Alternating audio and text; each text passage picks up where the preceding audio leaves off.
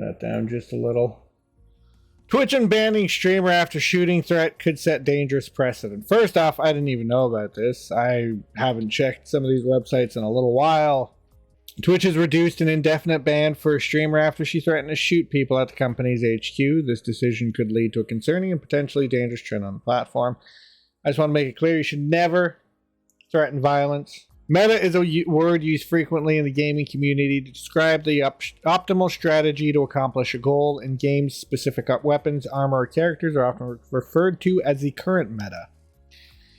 And this ideal of a single effective tactic extends beyond playing games into the realm of streaming content. Twitch, still the preeminent live streaming platform, has consistently shifting meta. For example, they're going to give one here, the hot tub meta. There was also the watching things on stream meta, like anime and other such things.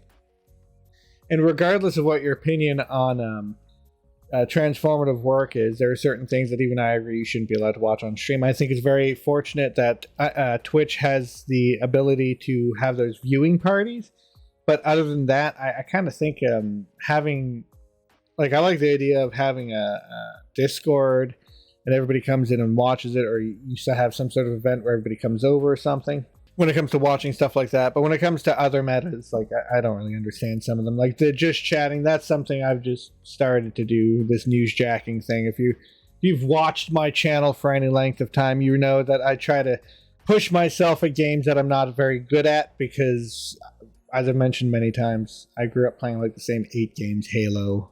Small streamers tend to conform to these trends more often than large creators in an attempt to grow their audience. I can't follow a trend for my friggin' life. The only one that I followed was talking about the Ottawa convoy. On a website where more viewers equal more money, some streamers are willing to risk it all on Meta regardless of consequences. Twitch streamers use bans for clout. Yes, they do. They totally do. In fact, that is exactly what I would do. I would totally go online and whine. I mean, of all of my videos I put out on Rumble, I think the only one that did well, and BitChute, the only one that did well was the one where I got to say it was banned on YouTube. Because in the first 10 minutes I said something about vaccines, which I think all I said were vaccines are as effective as vaccines are. So somebody watched the first 10 minutes of my video and they're like, no, I disagree with that. Vaccines are not as effective as they say vaccines are. I just didn't want to argue about the situation or anything. I thought it was stupid. As backward as it may sound, some streamers undoubtedly use bans to generate hype for their streams. Streamers will say or do things while live with the intent to be banned and make headlines, many of which Dexerto and other sites will report on, of course. This happens with streamers both big and small. Disguised Toast was recently banned for watching anime on stream, watching stuff on stream, and claimed after the fact that it was a publicity stunt. Getting banned for ridiculous reasons or a popular trend is in some form a meta for Twitch creators. It is. It is basically I would say a rite of passage. I don't think you should try and push it, because obviously, just like the Will Smith slapping Chris Rock, it can come off as fake. In my opinion, that whole thing was set up because of how fake it looks, and so you have to be very careful about how you get taken down. A number of content creators during 2020's wave of DMCA takedowns would play copyrighted music while viewers waited to see if they'd be banned. This shows that Twitch streamers are apt to put their careers at risk if it nets them more exposure, of course. Because from what we've seen, Twitch is pretty lenient on stuff like that. Copywritten music played at the beginning of my streams a handful of times now. I've cut it out on YouTube, and I just keep them unlisted on Twitch because I'm not really sure if they go through unlisted videos for that stuff. But I download them, and then I cut them, and I put them over on YouTube, where you can go and watch them right now. I don't have that many cuts, and I'm not going to say they're anything to write home about, but, you know, they're there. It's important to talk about Twitch metas because of a recent ban and appeal case. Narcissa Wright, formerly known as speedrunner Cosmo Wright, was banned indefinitely in March for accidental nudity, breaking the attire guidelines. This is a very common violation, one that typically results in a short ban. Of course, everybody knows that. Everybody's familiar. Sorry, I'm going at a mile a minute. They're pretty good, or the catching it. I'm going to read this quickly. It's important to talk about. Yeah, it was banned. So. Yeah, there's been a bunch of people who are banned for... Oh, yeah, my vids? Oh, thank you. Thank you very much. I'm not going to say I don't put any effort at all, but I put as much effort as I know how to put in for something that's just done live and put down, you know? This is a very common violation. Yeah. However, it was her actions following the ban that caught attention. And now deleted tweet, Narcissa stated she wanted to kill herself and shoot people at Twitch HQ because of the suspension. Well, that's a little far. Now, if it was a joke, I don't really. But it doesn't seem like it was. Oh wait, yeah, ha ha ha ha. I don't think she's suicidal. So there you go. Despite claiming she doesn't own a weapon, that her threat was not credible, many replies to her tweet were shocked by the ban appeal. They're seemingly confused why Twitch would allow someone to threaten their employees to return to the platform because it was a joke. I just said if it was a joke, it doesn't matter. If she was threatening to honestly go down there because of a ban, then yes, that's a big issue. If it's a joke, it's a joke. You can't. And I didn't watch the whole show because I've read enough books and stories on basically the same content or same topic, right? You can't. The person has to commit the crime. You can't just go around criminalizing people because of what they say. That's not right. It's not fair to them. All you're going to do is radicalize more of the population if you start criminalizing them for jokes they make. People are allowed to go up and make terrible jokes and get knocked down. Now, maybe this wasn't funny. I don't think it was funny. I get what she was trying to say. You know, she's just kind of embarrassed for everything she did. Ha ha ha ha, right? This is a little more how the youngins would put cringe than just, you know, a little bit of a whatever happened. Twitch banned Narcissa for accidental nudity. Now I just go and poke my glasses. It's also frustrating because a number of times an accidental nudity ban stems from a viewer tricking the streamer who had no intention of showing such content. Oh, so it was just... But if Narcissa was banned for accidental nudity and nothing else happened, it wouldn't have made headlines. The publicity surrounding her ban derives from her threat against the safety of real people at the company. It wasn't a real threat.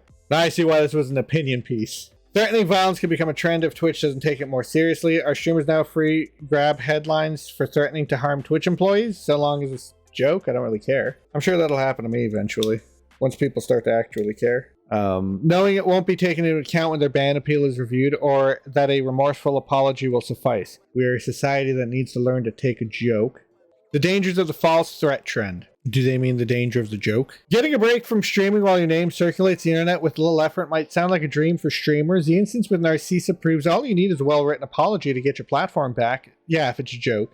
This is not to doubt the sincerity of Narcissa's apology. In a statement to Dexerter, she explained, "I don't own any weapons and the threat was non-credible. I did feel like self-harming though. And that tweet was my way of self-harming." You know, I feel like going up on stage is like self-harm for a lot of comedians because then you got a tank. It's one of the reasons that I'm so interested in trying it. I unfortunately have to drive like an hour and a half away to go and do like a stand-up set.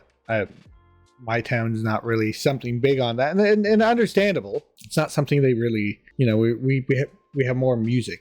We don't have too many acts or anything. Oh yeah, exactly. That's exactly something I would do. I'm not even gonna lie. If like somebody sent me that Tifa getting plowed, was it Tifa or Aerith? I forget now. Tifa getting plowed, the one the American Italian Senate was sent. Oh yeah, I'd be like, kill me, please. I want to die. Now I wouldn't have said anything like I'm gonna go hurt another group. I'd just be like, I want to die. God, come collect your unholy son. Send me wherever at this point. The Twitch's action during this ban could ban appeal. Oh, I don't think this person's like, I understand. Like, this is what I honestly, I would rather this here than from CNN or CTVMN. But Twitch's action during this ban appeal could set a dangerous precedent. The decision has swept a various situation under the rug. Wow, I'm not any better than they are. If streamers can get more daring with their attempts to distract attention with their disguised plans to get banned, real threats could be buried by clout chasers. That's going to happen no matter what. And in fact, you can't catch 100% of every crime. Now, all threats should be taken equally, but when the person literally like is going ha ha ha, like, okay, what, you think everybody who's laughing is like the Joker or something like that? Twitch should also take its staff and community into account. Most importantly, how will this affect Twitch's staff? This is not the first time such a threat has been made. In 2019, police were called to the headquarters in San Francisco due to a shooting threat. I think that's what I was thinking of. I thought it was Google. The safety and security of our employees is our top priority, Twitch said at the time, and we're focused on ensuring this is resolved quickly and safely. Employees had the option to work from home instead of coming into the office. But that's like the other, that's the other thing, is if she doesn't show up with a gun, there has been no crime committed. And you can say, well, she uttered a threat. She made a joke. It was a joke. By golly, you've never said a joke? You've never said some cringy joke and then just wanted to move on? Or is this where or is this person, the people who share this opinion, or is that their way of projecting how they feel? An issue that persists in Twitch's community is the ambiguous nature of the platform's bans and appeals. Streamers are punished harshly for things other streamers can get away with. That might be true. That honestly, in some ways, might be a little true. And that's going to happen. No, you shouldn't tell your boss, I'm going to break your ankles or something like that. It'll be a little easier to read like that. An issue that persists in the communities and blah, blah, blah, streamers, yeah. Some bans are never appealed while others are overturned with enough groveling. Honestly, you see the same thing on YouTube. You can go on Twitter and almost every day you see at YouTube support or whatever. My channel I've been banned from my channel because I think I might have said something wrong. It's like, yeah, I've had to take down an entire video. You can say whatever you want to your friends and they can treat you however they want. Honestly, a good friend would understand that you're just venting. They're not going to turn you into the cops. That would be like way overblowing it. These are Destiny, a veteran streamer on the platform, was permanently banned in March and maintains that Twitch has not specified the cause, leaving it to guesswork. There's a owner, or he was an owner of esports group. He has this company he started. A lot of people know him on YouTube and Twitch, respectively. Devin Nash. He's even mentioned that I guess they represent, what the hell's her name? Amaranth, and even they didn't get an answer for why she was banned. So Twitch isn't exactly specific as to why people have been banned. Now, they of course could be hiding it for whatever reason they want to hide it for. But I mean, this is somebody I like to take the word of. Korean streamer Velvet7 was banned for 18 entire months for sexual content, and you could assume that was the same thing that Amaranth was banned for, but from what he said in his videos, you could assume, but it's not. That would just be an assumption. It's not what they said.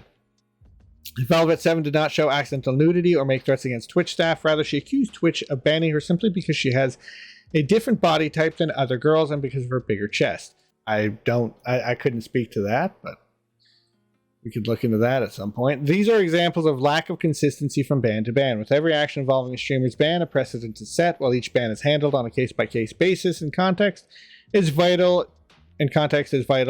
Two identical violations should have identical punishments. Yes, but no. In this case, has a threat of violence... Here, I just got to get this cable for Allison quickly. In this case, has the threat of violence been taken seriously enough? That's not to say Narcissa should be permanently banned, but it's important to remember that Twitch's actions in these situations will have rippling effects, and getting a pass on a threat of violence could have a very negative ripple. If it's a threat of violence, not if it's a joke. So yeah, I just wanted to know what that was about, honestly. And it seems like basically all it is somebody's opinion that